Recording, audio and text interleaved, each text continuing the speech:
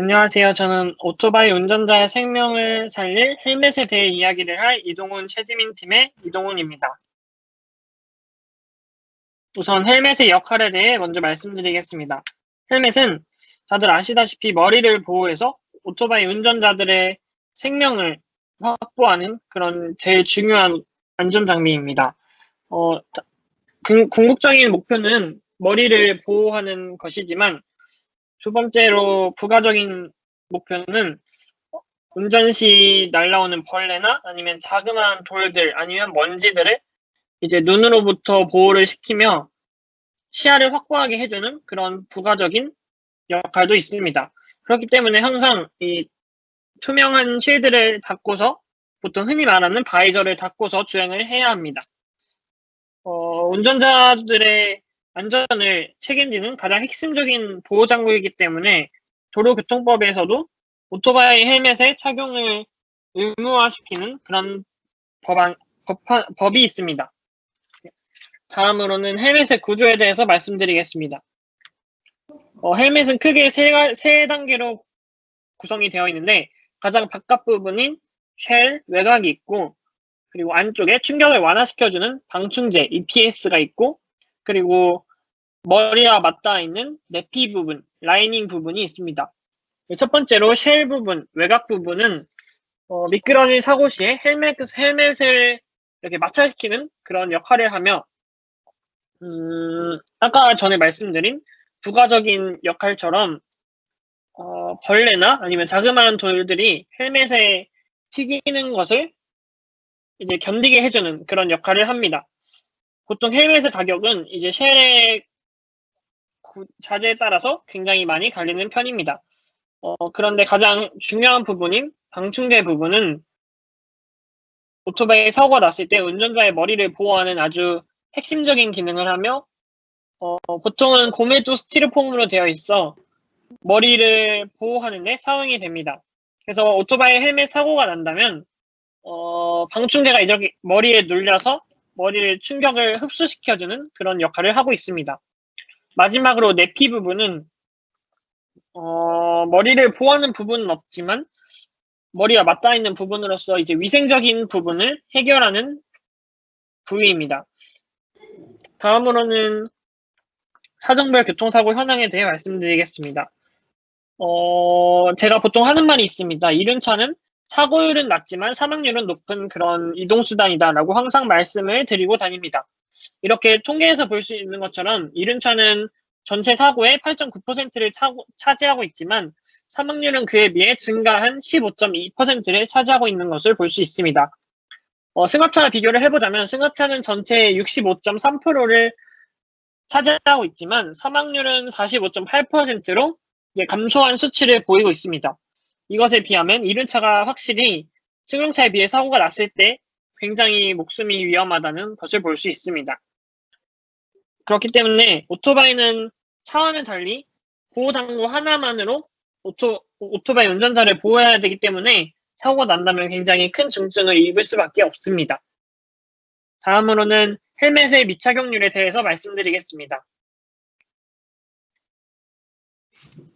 현재 우리나라는 고등학교 1학년 생일이 지나면 원동기 면허 시험을 볼 수 있는 자격이 생깁니다.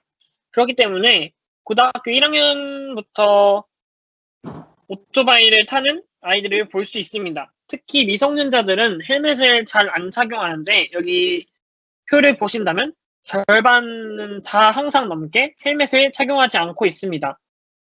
보통 헬멧을 착용하지 않는 큰 이유 중 하나는 멋이 안 나서라는 이유가 가장 큰 이유입니다. 보통 10대 애들은 또래 아이들의 시선을 중요시하기 때문에 헬멧에 대해서 좀 거부감을 느끼는 경향이 다소 있습니다. 연령대가 낮아질수록 헬멧 미착용 건수가 증가하기 때문에 이런 문제를 해결해야 할 필요성이 있습니다. 다음으로는 오토바이 머리 부상이 얼마나 치명적인지에 대해 말씀드리겠습니다.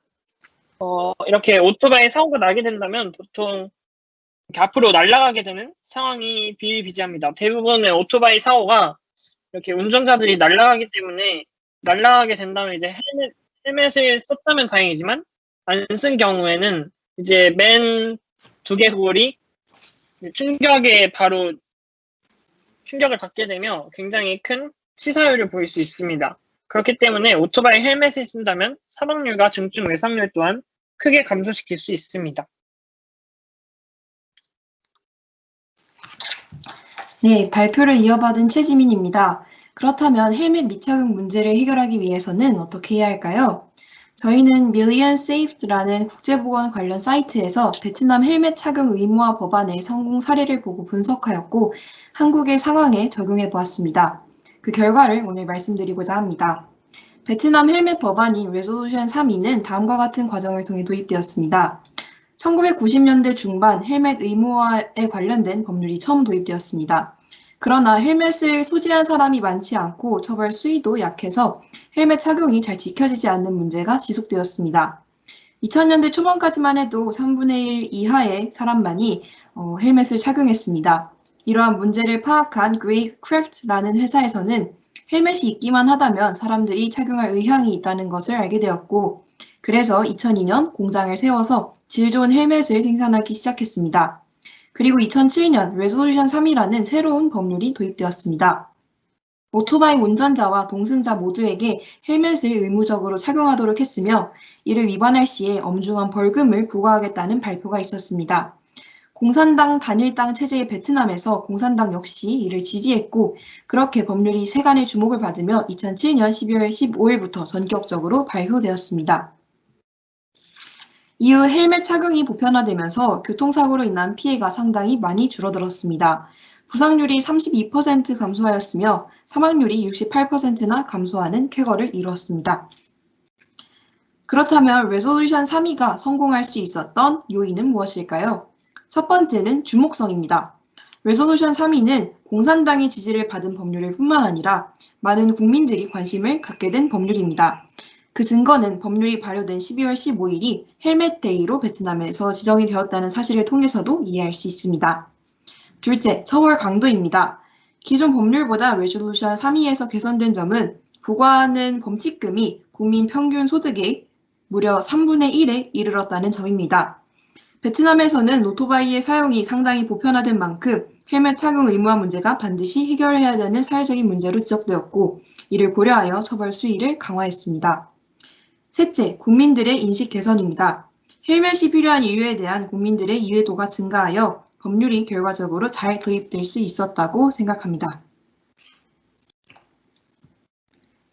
그러나 베트남에서도 법률 시행 중 문제가 몇 가지 발생했습니다.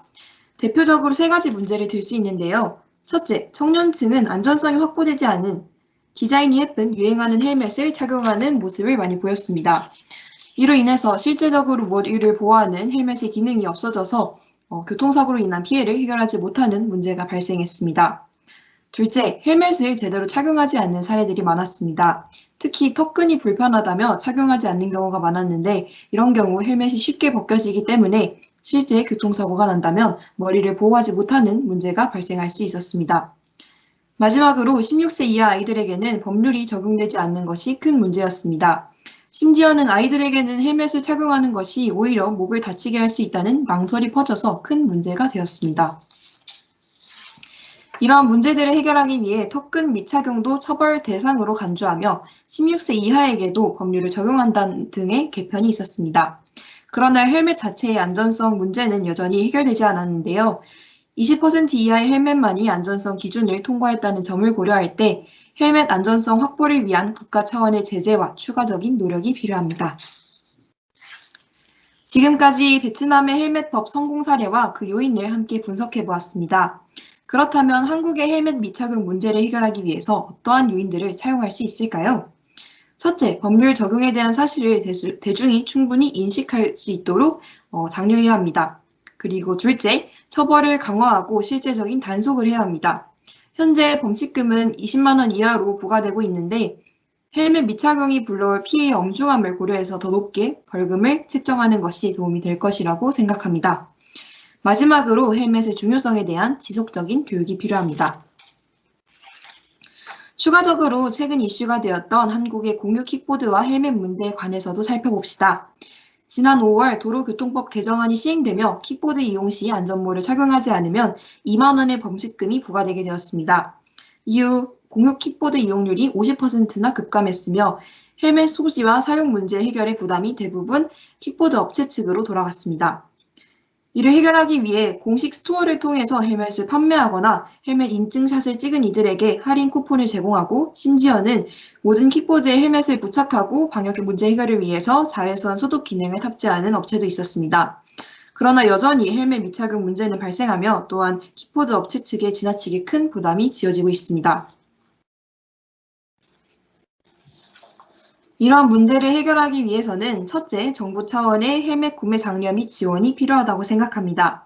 또한 킥보드 거치대를 마련하고 거치대 주변에 헬멧 보관소를 설치하고 그리고 방역 소독 장치를 마련하는 방법을 제안합니다.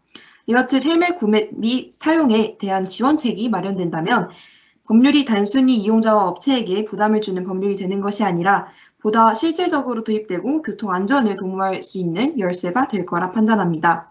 또한 길거리에 마구잡이로 방치되어 있는 전동 킥보드를 좀 정돈되게 거치하는 데에도 일조를 할 것이라고 판단합니다. 지금까지 발표 들어주셔서 감사합니다.